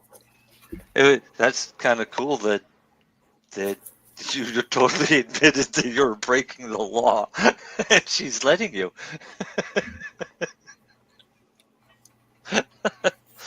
Yeah, I don't think I'd have told them I was making oil. I would tell them. I didn't tell them which process of oil, Marcel. I just told them I make oil with it. Yeah, it could be coconut oil. Yeah, you could be Jesus anointing oil. I have the recipe. Anybody want it? I'll take it. But no, it was just funny that they you called. Start 4 bushels of canna blossom. Okay. All right, so you get 4 big bushels, and then we'll start. Is that the holy bush? Well, it's cannabis plant. It's the flower blossoms, canna blossoms. But what's the blossom? The flower. What's a bushel? flower. But how Yeah, much is a bushel of cannabis? We smoke the blossom. A bushel of cannabis would probably be, each bushel would probably be 2 to 3 pounds. I'm trying to think. Shit, baby. Well, it's 35 liters. Yeah, 35 liters Of buds? of buds. Okay. 4 of them. Okay. So like 2 5-gallon buckets. And then you need pressed So olive oil. 140 gallons. Yeah. And so to say you can extract out of just olive oil. No. And then you take enough fresh pressed olive oil. So not extra virgin or anything, just olive oil. Yep. And then you put that into enough to cover it, stir it, and then add in your other things. Okay. So you can make it on a smaller batch. Yeah, but it's not the recipe. Well, so I can't sometimes tell we you got to cut the recipe. I can't tell you if you're going to start hallucinating and seeing shit and talking to God. I don't know, but well, I'll have to do it like Woody and just experiment. There you go. Like honestly, the first person. But you've got to put who like decided to wash and who decided to myrrh and wash stuff. their buds, and like the whole process of making hash. Who decided? Like why did they do Like that? from washing? Well, yeah, like from like. Okay, so there's a bit of history, and the furthest back that people can kind of trace it was there was an American over in Europe in the 70s that mentioned that cannabis heads sunk in water. And then from that, there was, I think they called it like Sadhu Sam's secret, and they sold it in the back of High Times for $10. And it was just put your weed in a mason jar and shake it, and then scoop off all the stuff that floats, and then pour it into a coffee filter and let it dry. And that was the way to make water hash. And then that was sold in the back of High Times through like the 80s to early 90s. And then right after that, a guy named Reinhard Delf made a prototype machine that kind of collected everything into like a bottom tube, where they he would take shots of ripeness, is what he called it. So there'd be like, you could see the different layers of ripeness in this tube as the heads kind of fell down as they were agitated. And he showed it to, I believe he showed it to Mila Jensen, and he showed it to Marcus Bubbleman and somebody else. And then they all went out and made bags from that. And then, so that's where that sort of process came about, was somebody figured out that the heads were dense and they sank. And then it took, 10 or 15 years of just letting the gravity do its thing for someone to realize that they could kind of filter it out. And once they did, then the bags came after that in like the mid to late 90s, I believe. That's so innovative. Like 98, 99. Cool. Listen, this is all cool, but I always wondered who was the first person to milk a fucking cow. Well, it was probably someone who was wondering why the baby was suckling all day long and was like, "I wish I could have milk, but I don't have a mommy." Let's just grab that. Let's just go over and grab that, and let's just see what happens. I mean, let's just be thankful that he didn't milk a bowl, because cereal in the morning would taste a little different. Oh God, little stickier. Well, people do drink energy drinks, and so. Oh, that taurine or whatever. Oh yeah, just amino Bill acid. sperm. Yeah, bull sperm. So That's why they call it Red Bull. Was there anything else you wanted to share, Woody? I mean, we're almost at the end of the show, and we'd love to have you come back and chat again, because you're very informative, dude. Oh, thanks. I mean, there's not really much. If you guys had questions, I mean, I could probably talk for 6 hours on just one aspect of dry shifting, right? So, yeah, just if anybody's interested in sort of extraction, there's lots of great videos on YouTube by like Frenchy Cannoli is a great guy to look into. And then on the dry sift side, like there's a fellow called TanHat710 on Instagram. He's probably one of the best dry sifters out there as far as static tech goes. Sambo Creek Filtration is doing some really cool stuff. But or you can find me on Instagram and reach out, and I'll What's your point you in Instagram the right again? direction. #_rookie. Yeah. Cool. Yeah, and it's a picture of a little temple ball. That was actually my hash porn entry for the Frenchy Cannoli contest year. So I ended up winning one of the judges' choices with that photo. So it's not a real hash competition, but it was fun. I got a nice sweater out of it.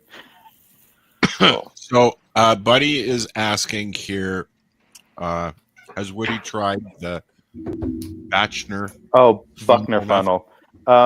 Yeah, I've tried it once. I've seen a lot of other people. I also talked to Jesus, I can't remember his name now. But the fellow that invented it. To talk to Jesus? Right? No.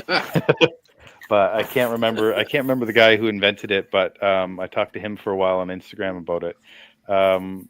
It's fine for small amounts, but when you get into the more than a couple ounce range, then it's not really for people. So if you're washing 5 or 10 pounds a day, you're better off to just get a freeze dryer or air dry it. But if you're doing a 10 or 12 gram run or something like that, and that's your end product, a Buckner funnel is a great way to get that a little bit quicker than normally. It still needs to be air dried, but it can help. It just depends on how delicate your heads are, because there is a little bit extra pressure there, and depending on how much you're running, you can actually do some rupturing. Essentially, it's just a filter on top of a beaker with a vacuum underneath, and it sucks the water out of the hash. Not fully, but can speed up the drying process a little bit.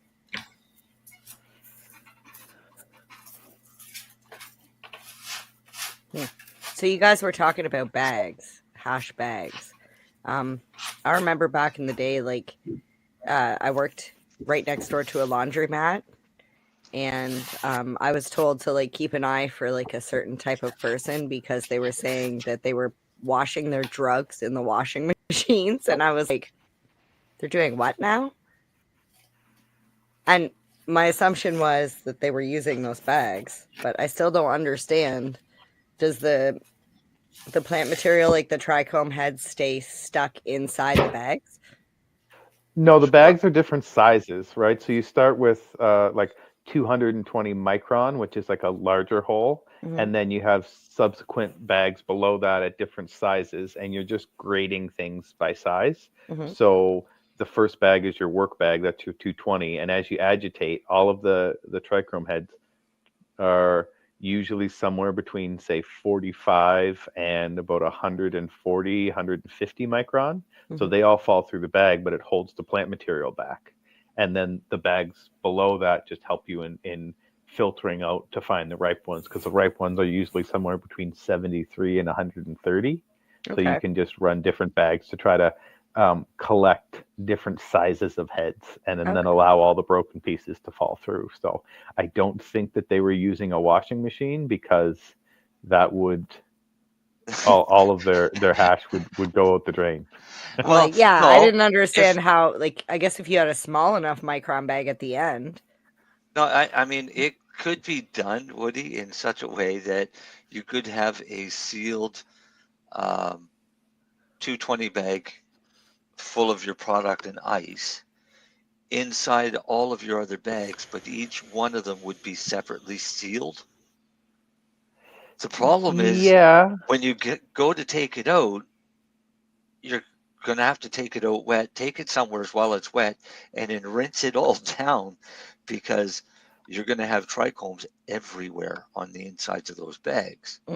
That, and you'd have laundry soap terps and residue all like through it. And from any washes that were done before that, definitely. We're talking like early 2000. I mean, I could see that maybe they washed their bags in the washing machine, like when they were all done, instead of cleaning them, they brought them there to wash them, which also isn't a great idea. But maybe that's what they were doing. Yeah, I don't know. I Like, just thought it was weird. I was like, I never seen anybody in there that looks suspicious, and I wouldn't have ratted on them yeah, anyways. because we use mini washers in the process. Like some people use their like those camping washers or apartment size, like Yep. 5 and 20 Yep. gallon plastic ones.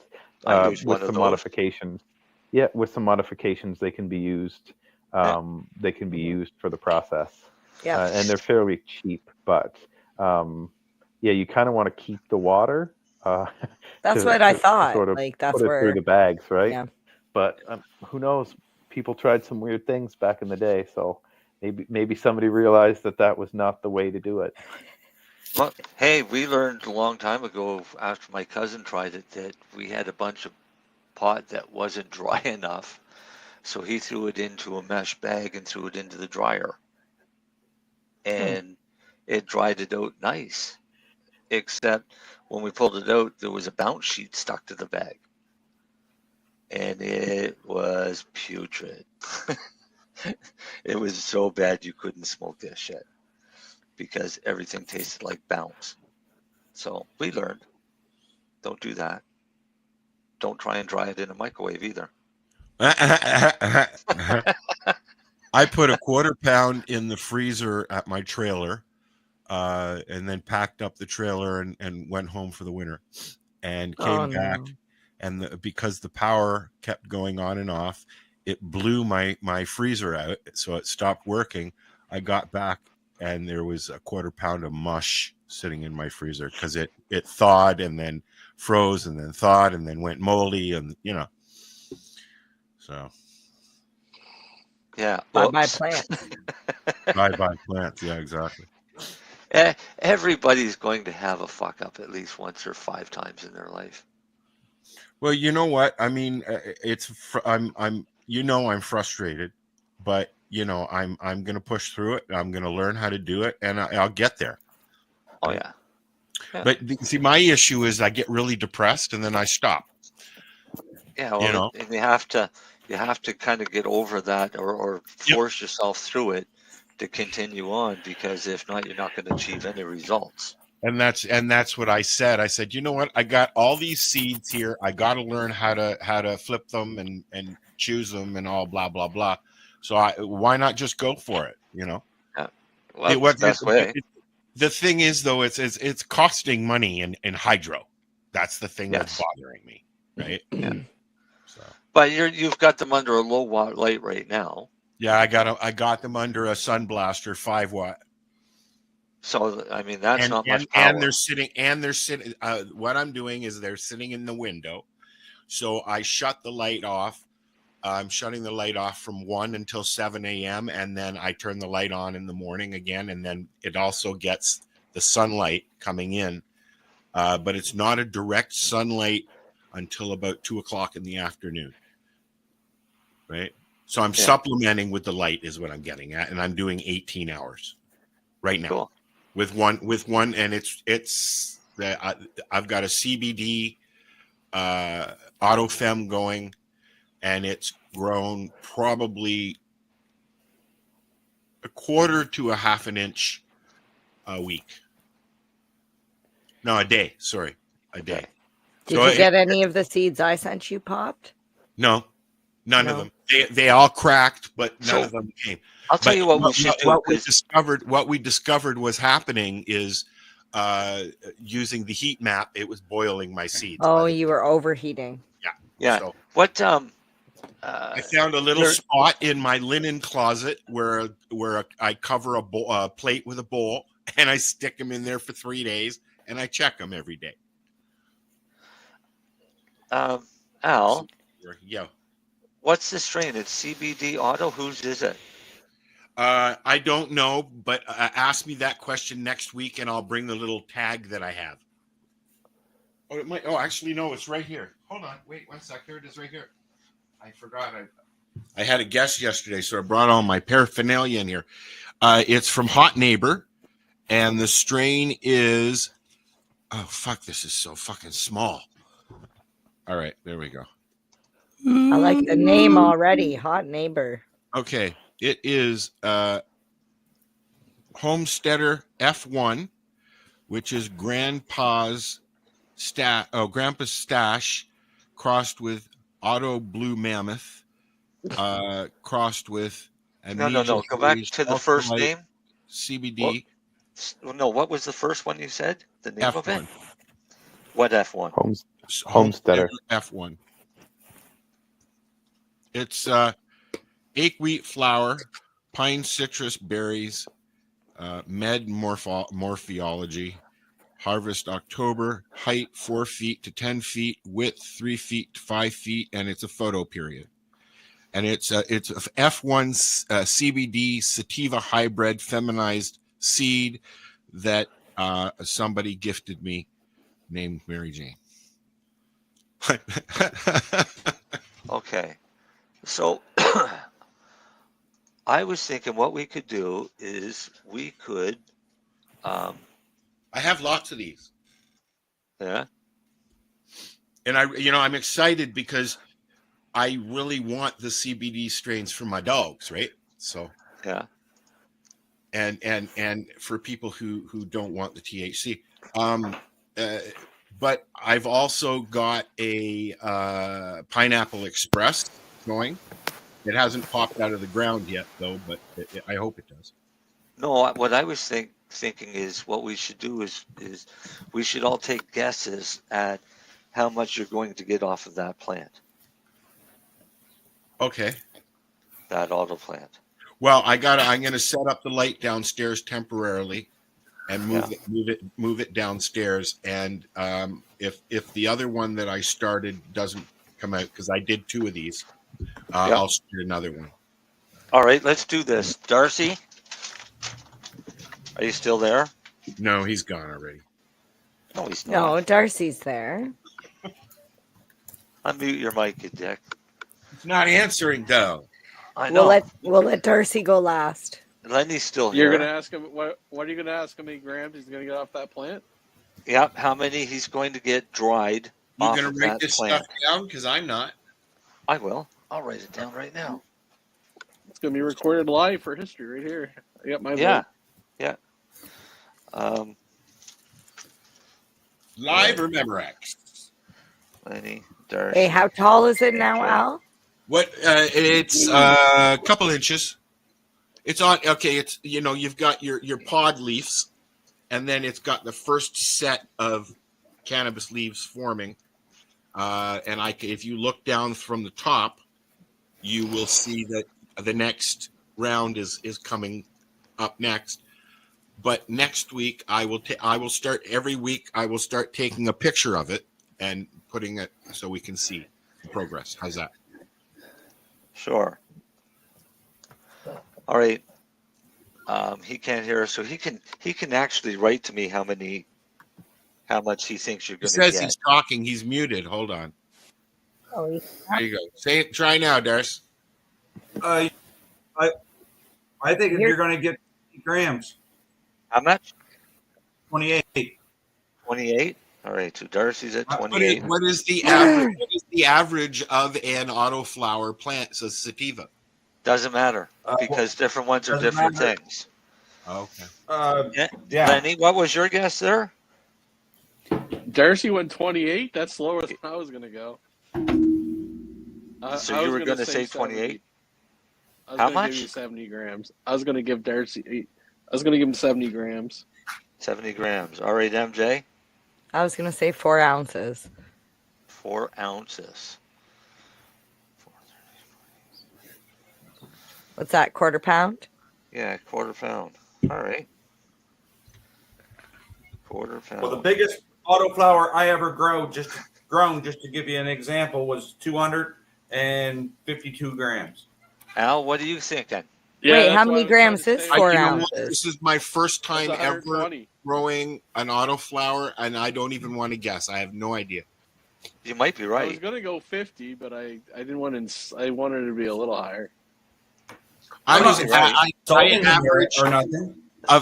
from 8 plants at the farm. I got just over 2 pounds minus the quarter pound that fucked up. All right, but take a guess of what you think you might get off of this plant. Ounce or two. What size pot? I'm using a auto pot system, and so I've got, I think they're 12 ounce. 7 gallon. Yeah, I think so. 7 And it's been in that pot since the very start? 15. I haven't started. They're just starting, but it will be. Yeah. So you have them in like a solo cup right now? Yep. 1 or Don't 2 take this the ounces. wrong way. I'm going to say 15 grams, only because I've run autos a bunch and I never get the timing right because once the roots hit the bottom, they start to flower. So, is that when they start to flower, right? Yeah, like that's what I found is that when in an auto flower, if you don't start it in the pot that you're finishing in, then you can get into trouble because you're like, oh, it's time to up pot, and you move it over, but you were like a day or two late. The roots hit the bottom, and then it just was like, okay, I had no more room. Somebody told me to put them directly into the solo cup with dirt and not use the pods because you don't want to transplant them twice. An auto. No, you don't. No, but it's good you don't want to practice fuck with that root system. if you haven't messed All right. with them a lot and you don't know them well. I would suggest putting that in the final pot as soon as possible because I've got my timing wrong on almost every auto I've grown, and they look like they're going to be great, and then I'll get like 12 grams off them because I've stunted them and they've already gone into flower like early. Well, I'm going to set up a light and the pot there, at least one pot temporarily, just to get it started. I'll put it into a room that can go dark when I need it to. Can I change my answer? No. I want to say 0 because I think he's going to kill it before he gets anything. Thanks, bitch. Actually, since in all honesty, since the quarter pound was so fucking ridiculous, because there's no way he's getting a quarter pound off a CBD plant, I'm going to put your 0 down. Okay. So you're at the 0. Al didn't. Is this like the closest without going over? Because I might win. I don't know. Well, I want to change mine down to 20 now. Woody's at 15. I was thinking 50. I got faith in you, Al. Put me 50. Okay, you're going to 50. Thanks, Len. I'm going to. That was my original number. And also remember these are going out. These are going to end up in the greenhouse at some point. I'm going to put them downstairs for now to get them going, but they will end up in the greenhouse in the next month, I would think. How many days I'll flowering? give you 50. On that package, did it say?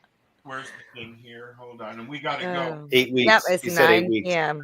It said 8 weeks. Yeah, we're going to have to continue this conversation Next week. Next week. Yep. Thanks for listening, Woody. Thank you. Say hey on thank you. It was really good. or whatever, and we'll talk about what you said there in the private chat. And thanks for listening. It's 420 Radio Show. We're here Fridays at 7 p.m. Eastern Standard Time. And don't forget to check out Mary Jane on the Newbie and the Doobie on Wednesdays. And coming soon, we got some new 3 High Guys. So, yeah, man. Check out. There's 3 new High Guys? No. There's new episodes. New episodes coming soon. Okay. Cool. Yes. All right. I got to go watch Screaming Eagles. Go watch. All right, you go do that. Everybody have a good night. Say good night. Night. Good night. Right. Thanks for having me. Don't very leave welcome. Darcy and Woody. All right, take care.